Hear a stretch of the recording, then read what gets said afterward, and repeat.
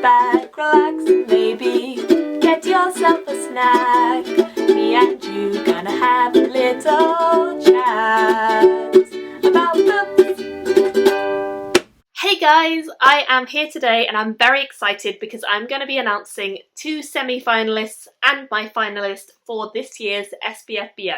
So let's just dive straight in. If you haven't seen all my previous videos where I was telling you about the other books in my batch and cutting them out of the competition, please go and watch them because I would love you guys to check out those authors. But these 3 books were the ones that I most enjoyed and most felt were kind of really competition ready out of the whole 30 that I was given. So let's dive straight into talking about them. So my first semi-finalist was The Gates Beyond Oblivion, and this one was one that felt really interesting to me straight away, despite having a lot of similar qualities to other books that I have read in the past. It definitely shares ideas about magic, about the races, the people. Plenty of stories have similar concepts to this, but this one just felt like it did it well, if that makes sense. This magic system kind of deals with the idea that people have different affinities and each person has a different level of affinity with that thing. So you could have something like mental strength and everyone would have their own level of ability in that. What I like best about this is even though I've read similar things before, this one felt like a fresh take, a fresh pair of eyes looking at the ideas. I like the magic for the sheer power of it. There's some particularly powerful magical moments, and so the battles that we see fought with magic felt very high fantasy rather than sword heavy, that sort of thing. It was much more of a magic based story, which I particularly enjoy. What I also liked is that although we have a lot of magic and it's very powerful magic, there's also reason behind why the magic is powerful like that. The 2 characters that we most follow are the 2 main ones, Elena and Brent. They don't know one another at first, but they do end up working together over the course of the book as we get further in. They are the only 2 people in the whole of this empire who happen to know the real secrets behind what is going on.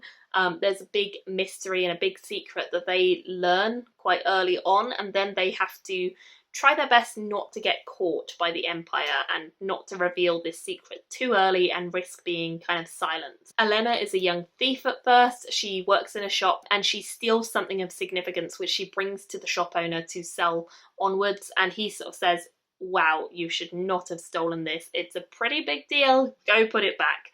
So she realizes she's got herself into a bit of trouble quite early on, kind of a bit too late to realize this, and her adventure and her kind of problems start from that point onward. Brant is part of the elite Wolf Blades. He is part of this amazing fighting group who are brought in as kind of mercenaries to deal with problems around the Empire. They are very well established and they are very much revered by the local population. So he's brought in with his group to kind of fight off this mage or rogue kind of character who is up in the mountains, it seems like. There's a lot missing from what they've been told about this character, and he discovers the real truth behind who this character is, but then is quickly forced into a very different lifestyle. And I won't go into too much detail on why, because you find that out if you read it, but I did like that he was forced away from the initial retribution storyline for a while and kind of had to do something else. I like that. I think they're both very nicely developed characters. They feel like they have a gradual progression, which is great. And they're quite believable even when they're under pressure with the decisions that they make and the ideas that they have. I like those elements. I will say again that this book feels similar to other reads, but it has a much more pacey outlook than other reads I've read with this concept. It felt like this had hints towards all the good bits of Wheel of Time, not the slow, boring bits, but the good bits. But it also felt like it had a fresh kind of action-based kind of plot, something a bit more modern and filled with different battle scenes and that sort of thing. Overall, I would definitely read book 2. I felt like it was a lot of fun. I definitely enjoyed the whole thing and the adventure of reading it. I think the characters are fun. I think the world is good. It's a solid book overall, and I ended up giving it a 4 out of 5, which is 8 out of 10 for SPFBO, and I certainly recommend it. As I say, this one is my semi-finalist, the first of 2 semi-finalists. I really recommend this book to you guys. I do think it's a lot of fun, and I think many of you will enjoy reading this story. story. So please go and pick it up. The second of the books that I am going to rank as a semi-finalist is Shadows of Creation. This book I really enjoyed. It's very different to a lot of what I've read. So unlike the previous one, which I said is kind of similar but different, kind of similar but more fun, this one's very different to a lot of what I've read. Because it weaves together a lot of different things into one particular story. It was quite a fun reading experience to discover that not only does this book have a lot of originality, it also draws on a lot of the things in fantasy that I really like and mixes them all together in like a big pot and kind of feeds you different elements of that story as you go through. So for me, this worked very well.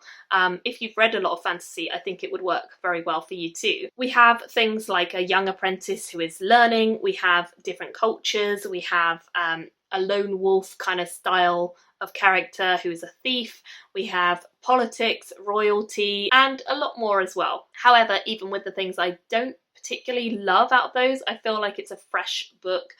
It doesn't focus on just one or two of these things. All of these things have equal measure and equal merit to the story, which I felt was really nice to see woven together effectively. So we have a couple of different characters that we're following, and each of their plots works well because they are different, but they all weave well together. We have Zyla, who's a young trainee of magic. She's paired up with the best one in the school.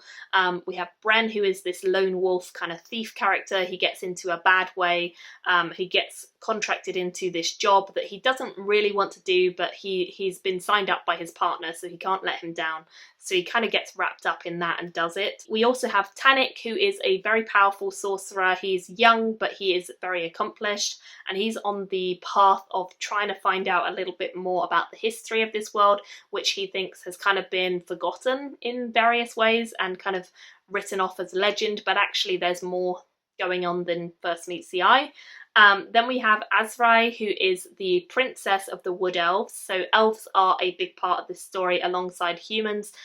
They have their own cultures, and the Wood Elves are quite a subdued culture. They don't really like mixing with men particularly, so they rely on the High Elves, their neighbours, to kind of bridge the gap. So Wood Elves are in their forest, then it's the High Elves, and then it's the lands of men.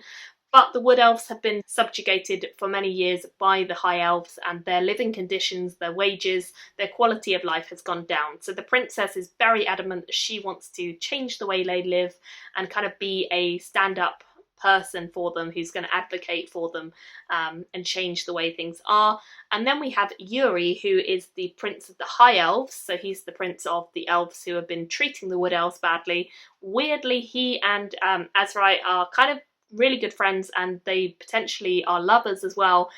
They've got a bit of a relationship going on, and we're interested to see where that could go over the course of the book. But this takes some surprising turns. It does have those familiar elements, but it weaves them in mysterious ways, and I like how it comboed off all those different fantasy bits that you like from different stories, and it worked them all together in a way that just made a really cohesive book overall. I really like the drama side of things. I feel like there is definitely a build-up from the beginning to about halfway through where the drama really takes off and it becomes a lot more life in peril, that sort of thing. So I like that. That worked really well for me, and I wanted to know more as the book went on. I felt like it was a very easy transition from one character to the another character on the POVs. I liked the story, the pacing. The overall book worked really well for me, and I did give it a 4 out of 5. So again, 8 out of 10. Really fantastic book, really enjoyable. Definitely one that I would read the next one from, especially because the ending is pretty dramatic and I wanted to know what was going to happen. So I certainly also recommend this one to you guys to check out. And that was my second of 2 semi-finalists. So just 2 from me this year, but really recommend both of those highly to you all. Which only leaves one book which could be my finalist. So this year my finalist for SPFBO is gonna be Darkness Forged, which is by Matt Larkin. This is a Norse-inspired fantasy book. It's definitely got trigger warnings for mutilation and rape, so beware, that happens. It's not exactly a light read by any means, but then it is inspired by Norse mythology and so on, which is pretty dark if you look into it, so it's understandable. It's dark. It's a story that is not going to be for everyone. It is certainly a story that has pretty icky moments, but if you can get past all of that, then I do think this has a lot to offer and really does draw on that mythology in some very interesting ways, with imagination woven nicely into the original mythology.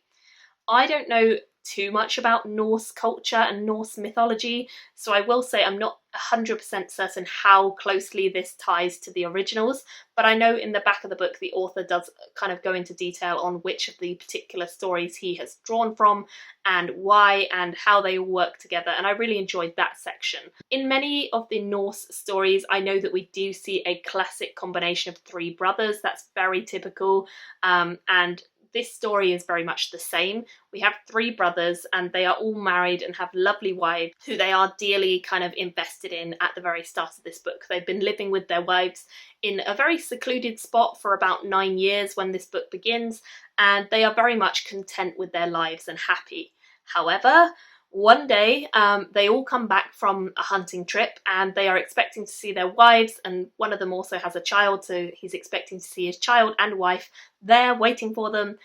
But their wives have actually vanished completely, and all they have left behind is a silver ring that is left in each of their houses, and this ring, when they put it on, kind of has this feeling that they can sense where their wives have gone, and they don't understand why they've been abandoned. They have some potential ideas about why, but they each decide they must go and find their wives and split up across the world, and then they will meet up again in a year's time after they have hopefully found their wives and brought them back home. So that's kind of the overall story. Each brother sets off on their own adventure and we follow all of them individually. They all have very different plot lines and very different reasons for doing what they do along the way. Voland is the younger. He is probably the most mysterious of the three brothers, and he's also the one who has the most twisted of storylines, especially his past is particularly fraught with sadness and abuse, so just bear that in mind. I really liked his plot because I do think it is one of the most imaginative, interesting stories, but I also feel like very sorry for how dark it is for him. It's pretty awful the way that his story concludes. I won't say any more because I don't want to spoil things, but I was really sad by how his story concluded, and it made me very, I won't say any more, but it made me sad. It made me feel emotions, which is a good thing because a lot of these books that I've read haven't really got me emotionally invested, and this one certainly did. We also, for Voland's stories, see like into his past, because his past is very twisted, like I say, and we get flashes back into his past because it's quite relevant to how he develops as a character, and I really liked his past and kind of seeing why he was the way that he is. So that was really cool. He also has trained with the dwarves of this world, so it was really interesting to get a perspective on kind of their livelihoods and their way of living as well, so I like that. Yeah, he's been quite tormented over his life, and that shows through. Next we have Agaliz, who is the young brother who has the son. He and his son go adventuring to try and find his wife, and he and his son end up enlisting to help a Jarl.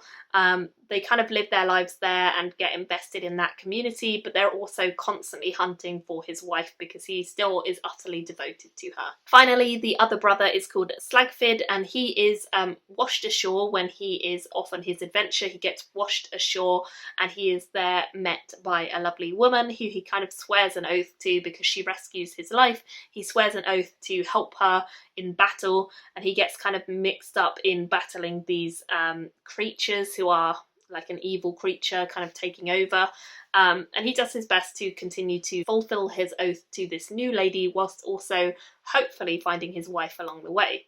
The story and the writing definitely at times reminded me of Tad Williams and the Dragonbone Chair series, so if you like that series I feel like you'll definitely like this. And there were some nice overlapping races and focuses for the plot as well. I do think this is a faster and better paced story than the Dragonbone Chair, which my main complaint with that was the pacing, which is so slow. This is not anywhere near as slow as that. It feels a lot more pacey than that story.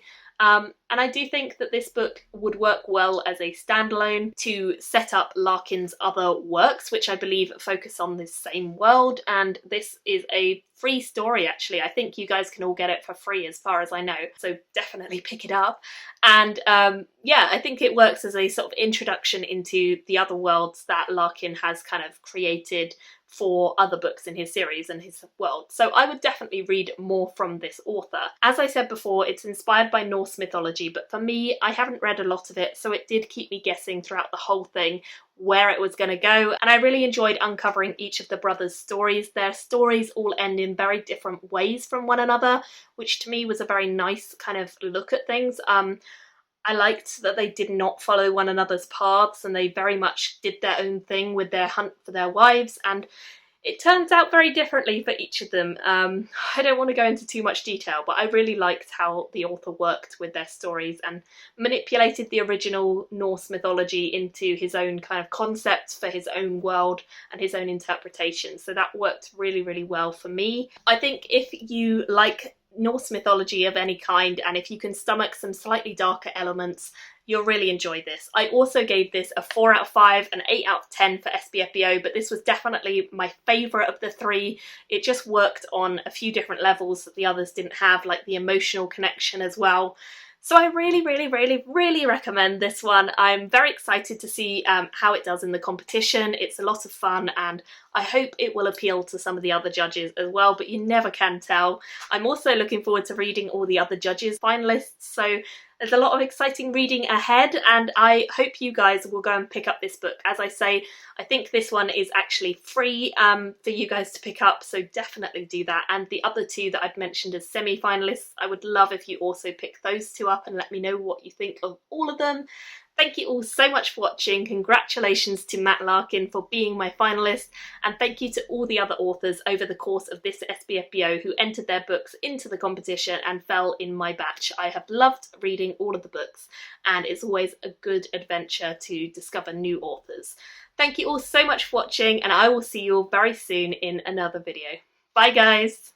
Thank you for watching my video today. Go pick up a book, then come back and chat with me again.